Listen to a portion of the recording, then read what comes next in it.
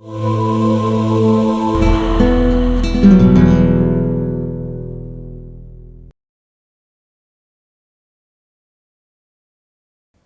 और एक बार wilderness days के इस नए और ताज़ा एपिसोड में आप सबका स्वागत है, आप सबका इस्तकबाल है। आज हम मिलेंगे एक बहुत ही बड़े और बहुत ही मकबूल यानी कि लोकप्रिय जानवर से। आप समझ रहे हैं कि मैं कौन से जानवर की बात कर रहा हूँ? जी हाँ, हाथी की।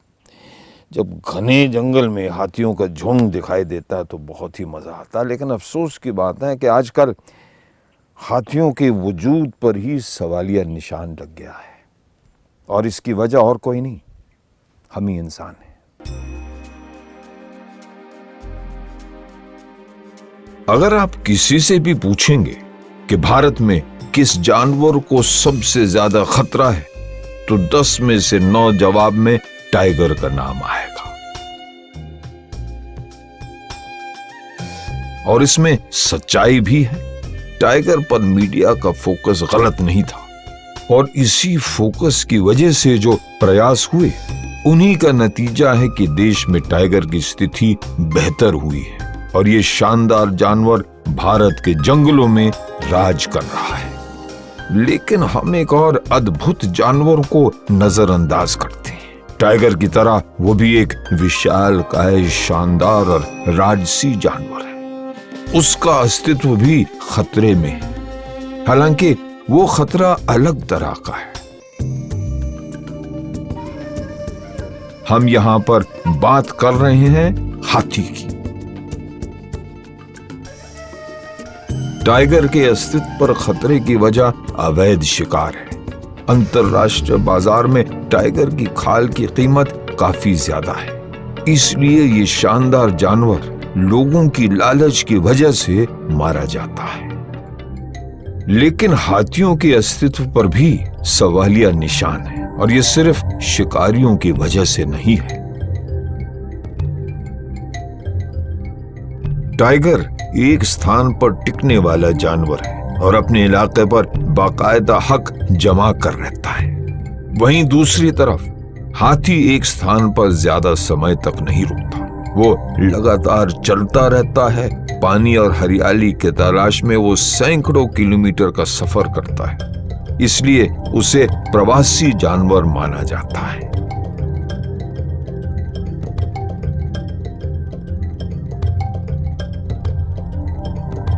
सदियों से हाथियों ने अपने लिए कुछ मार्ग निर्धारित किए हुए हैं। इन्हें एलिफेंट कॉरिडोर्स कहते हैं।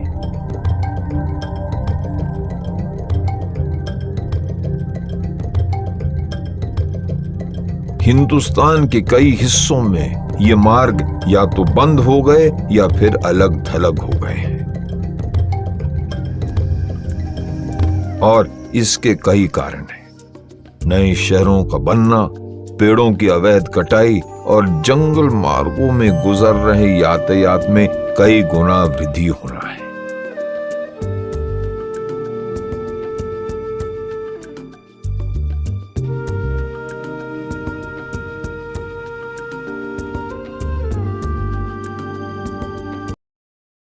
और अब दोस्तों, एक छोटा सा ब्रेक, चाय पीने का और कुछ कुछ सोचने का भी।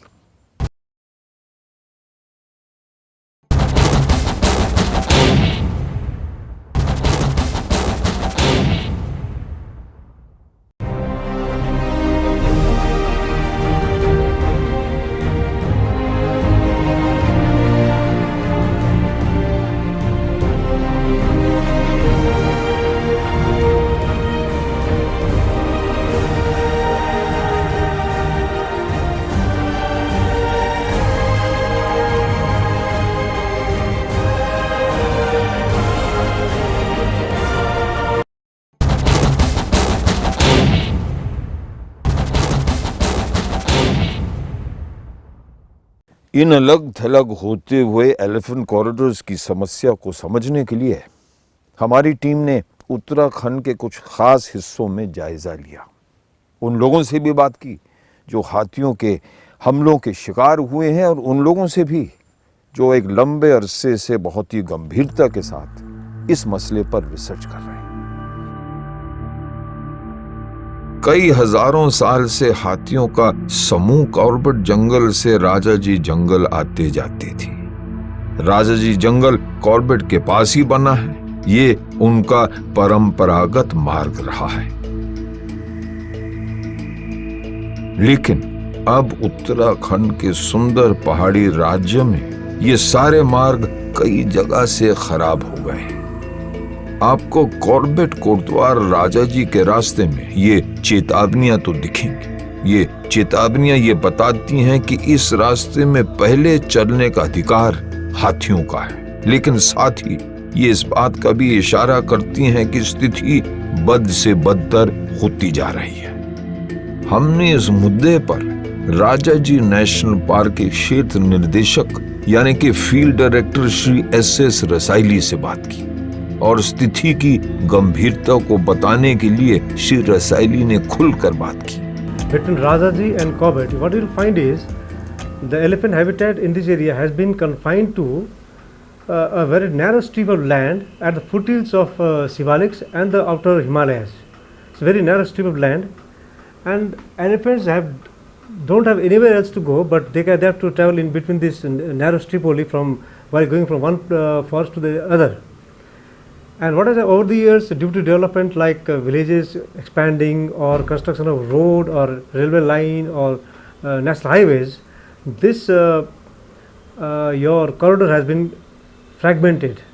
So there is a lot of problem for the elephants to move in this area, because earlier there was a Tarai zone where they could go and they could travel from one place to the other place, and nowadays since the Tarai has been usurped by the people for agriculture, the land they can use only the Bhavar land along the foothills for going across.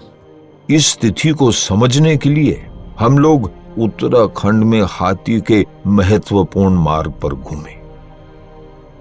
Uttarakhand देश के हाथियों की पश्चिमी सीमा है।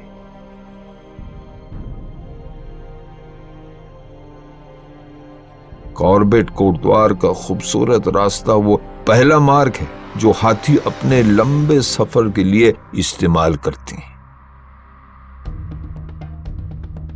और यहां की विडंबना देखिए, एक तरफ कोटद्वार का खूबसूरत शहर, यहां की जनसंख्या में विस्तार और शहर के विकास को देखकर अच्छा लगता है कि एक शहर फल फूल रहा है, जो कि एक आम बात है।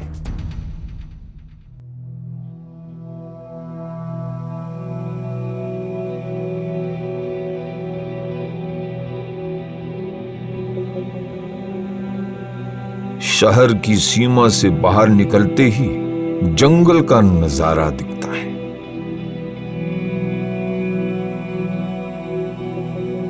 कोटद्वार से 3 किलोमीटर दूर लैंसडाउन के रास्ते पर यहां हाथियों का सबसे महत्वपूर्ण मार्ग है, जो कि कॉर्बेट और राजाजी जंगल को जोड़ता है।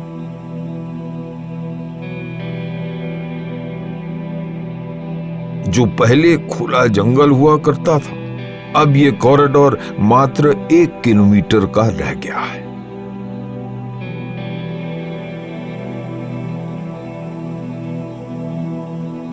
ये स्थिति वाकई बहुत ही खतरनाक है। अगर ये कॉरिडोर किसी कारण से बंद हो गया तो उत्तराखंड का ये सैकड़ों साल पुराना हाथियों का मार्ग सिर्फ जंगल के मैप में ही रह जाएगा।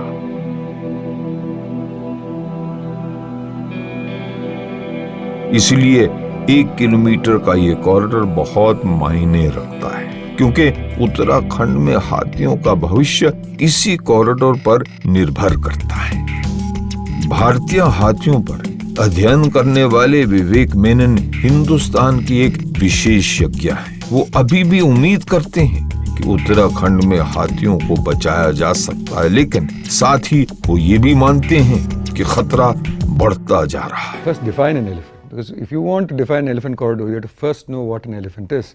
And you can divide it in 4 words. First word, which my 9-year-old son will say, which is it's big. It's a large animal, okay? Because it's big, the elephant needs to eat enough food to keep it going. Therefore, it's a nomad. It's a migratory animal. If you stop the elephant moving, then the elephant does not have enough food, and therefore it eats the forest out. And then you have problems in forest regeneration, and then you will say the forest is gone, right? The third thing you must remember is that the elephant is intelligent. And many times in my writing and in my speaking, I keep saying the elephant is a near person. If you look at memory, intelligence, consciousness, the elephant is so close to us that it's almost a person in many ways, except that it has a funny trunk. And the fourth thing you must remember is that it is social. Okay, it's a social animal, and that social kinship, which is so like us, is so strong that if you try to break it, the elephants actually react. Now, once these four biological factors are in place, it's a big, therefore it's a nomad, it's intelligent, and it's social.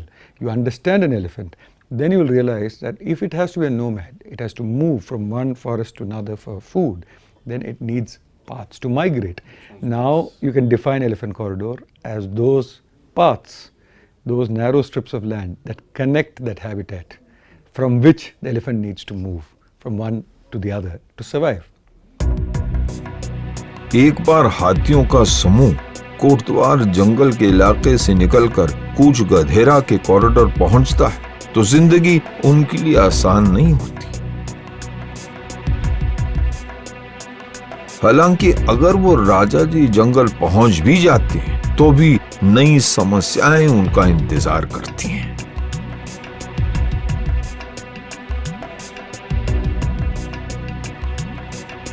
राजा जी जंगल से गुजरती railway line हाथियों के लिए पहली समस्या होती है।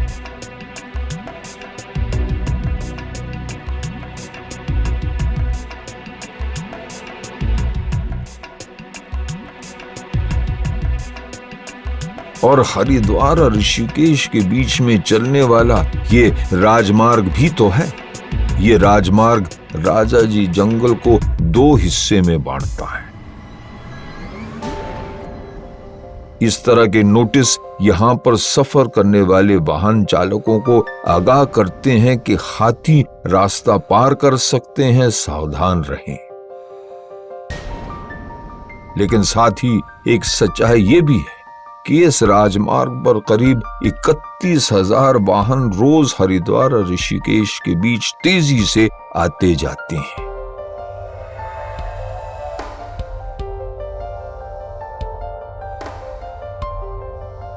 When we did our survey a few years ago and came out with this book, Rites of Passage, which actually talks of all the 88 corridors that are in India, remember Uttarakhand has nearly a dozen corridors out of the 88. Yeah. Now, a state should not be very happy when they have more corridors. Why? Because the more corridors you have, the more fragmented your habitat is. If your forest is less fragmented, you'll have less corridors. The whole thing will be your habitat, right? So if you look at parts of Northeast India or parts of Southern India, there'll be less corridors. Whereas if you go to North and Central India, there'll be more corridors. Now, Uttarakhand has very good forests in the Rajaji Corbett Belt, which in an elephant management sense is called the Shivalik Elephant Reserve. So if you take the Shivalik Elephant Reserve, that spans between the Yamuna and the Ganga in many ways, and in fact goes on to the Sharda on the other side, the connection between Rajaji and Corbett, according to me, is the most critical one for elephants of Uttarakhand. There are others as well. But if Rajaji can be connected to Corbett in a simple layman's perspective, the elephants in Uttarakhand are safe for the next 100 years. Because that's your main population, that's your breeding source, that's where the elephants are really moving. Everywhere else, that movement may be there, but it's not so critical for the survival.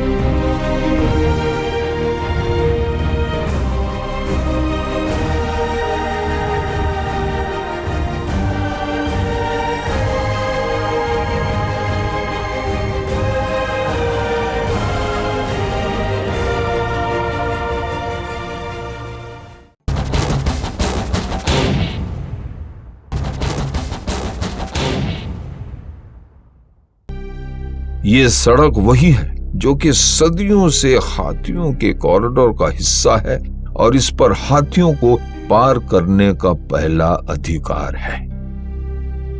माना जाता है कि हाथी बिल्कुल हम इंसानों की तरह शांत और अपने जीवन में मस्त रहने वाला जानवर है, लेकिन जब हम इंसानों के जीवन में बाधा आती है और हम उसका विरोध जरूर करते हैं, बिल्कुल उसी तरह अगर हाथी के मार्ग पर किसी ने रुकावट पैदा की तो वो खतरनाक हो सकता है, फिर चाहे वो जंगल हो या शहर।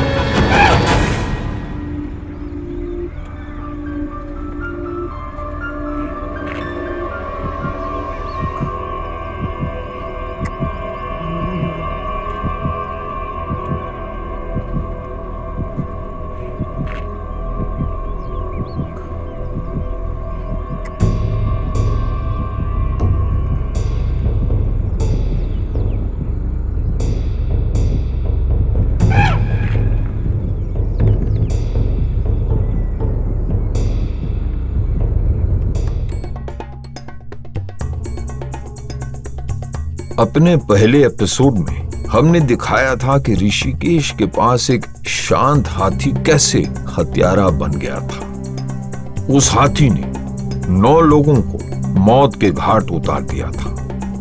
वन विभाग को उस हाथी को पकड़ने में 3 महीने से ज्यादा समय लगा था।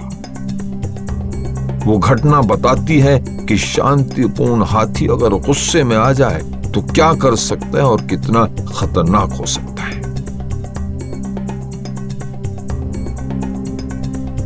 उत्तराखंड के कई क्षेत्रों में हाथी परेशान होकर गुस्से में आ रहे हैं और इसका नतीजा है हाथी और इंसान का संघर्ष।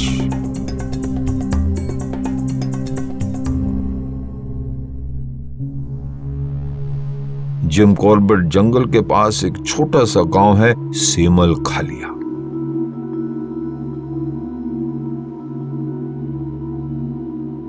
इस गांव में कुछ घंटे बिताकर ही ये साफ हो जाता है कि हाथी और इंसानों का संघर्ष कितना खतरनाक हो सकता है।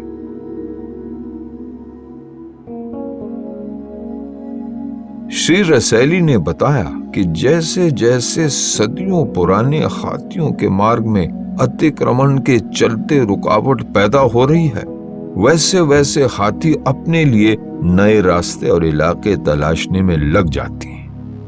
इस तलाश के नतीजे काफी विनाशकारी हो जाते हैं।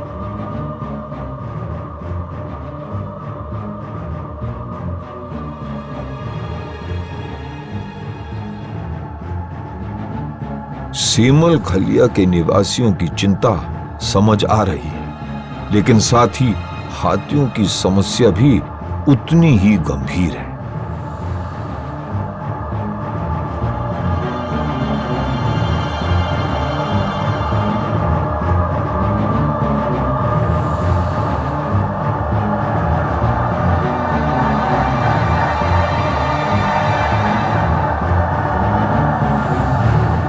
ग्रामीण जनता जो थोड़ा बहुत जंगलों पर निर्भर है और अपनी खेती पर निर्भर है, कोई भी जनता में एक भी नागरिक ये नहीं चाहता कि वन्य प्राणी को मार दिया जाए या उसे असुरक्षित कर दिया जाए।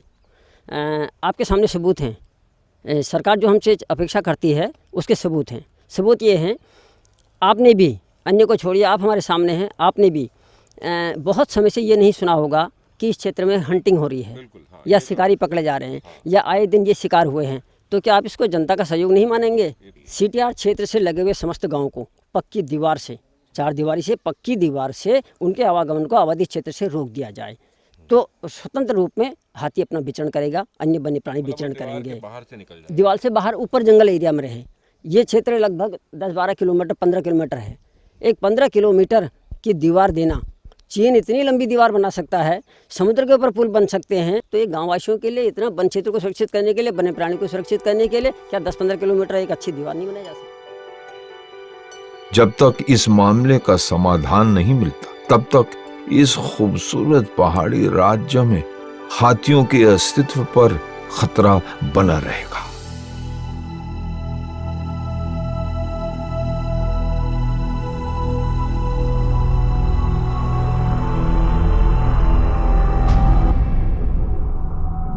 अब दोस्तों इजाजत दीजिए, आज्ञा दीजिए। अगले हफ्ते फिर मिलेंगे एक बिल्कुल नए एपिसोड के साथ।